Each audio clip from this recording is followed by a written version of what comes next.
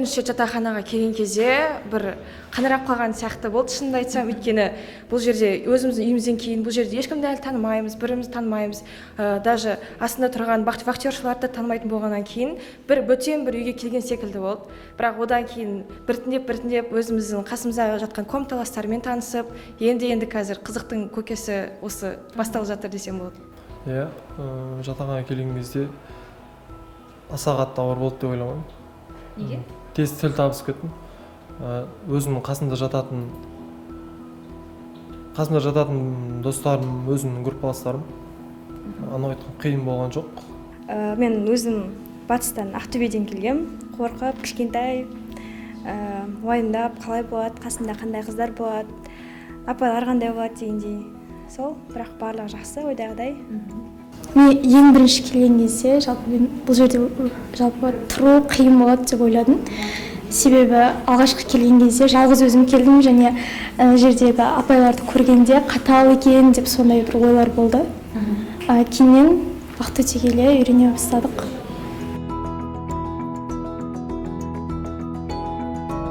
Бізде енді общежитие болғаннан кейін бізде көптеген қызықты оқиғалар болады. Күніге болады десем де болады. Әсіресе осы демалыс күндері біздің осы 3-ші курс, 2-ші курс студенттері біз 1-ші курс болғаннан кейін тауға шығартып, бізді осы көрсетіп, Алматыны танымаймыз ғой, бірінші рет келгеннен кейін.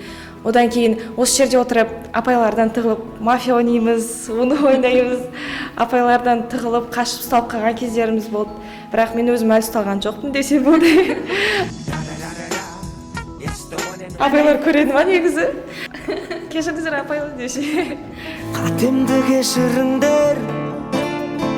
Тауға бардық. Сосын қазір кезде күн жылғаннан кейін далаға шығып доп ойнаймыз. Сосын кешкі уақытта қолымыз бос кезде мұрагер деген бірге жиналып отыратын бөлме бар. Сол жерде отырып ойындар ойнап, бір-бірімізбен уақытты қызықты өткіземіз.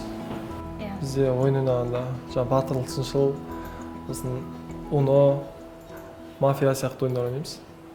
Мен көбінесе мафия болып қалдым.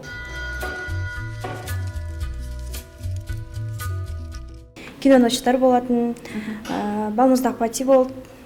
Қайда болды? Осы общежитиеде и тауға алып шығатын, Пикформанаға, көкжайлау, көптеген. Киноночтар қайда? Осы жатақханада өзіміздің фойеде апайлардан рұқсат алып. Иә, комендантский час кішкене өзгертсе жақсы болатын еді десем. Жазда ұзармайтын еді? Жазда негізі ұзарады, енді кішкене көктем енді басталып жатыр, уақыт енді ұзарып жатыр ғой, сол үшін бір 11-ге дейін ұзартатын шығар. Болады, жақсы. Вообще жоқ па? Жоқ. 11-ге дейін ұзартуға болады? 12-ге дейін.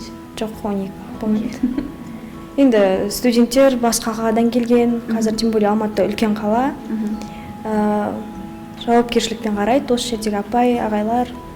Жатақханада жалпы көптеген студенттерді қызықтырып, әртүрлі іс-шаралар ұйымдастырып, сондай жағдайлар өткізіп жатырмыз. Осы бізде ауызашар, осы Рамазан айына байланысты ауызашар өтейін деп жатыр. Жаңа достар, жаңа орта тауып, жалпы адамның өзгеруі ол жанындағы достарына байланысты, сол үшін достар табу барлығы негізде өте қызықты сәттердің бірі десек те болады.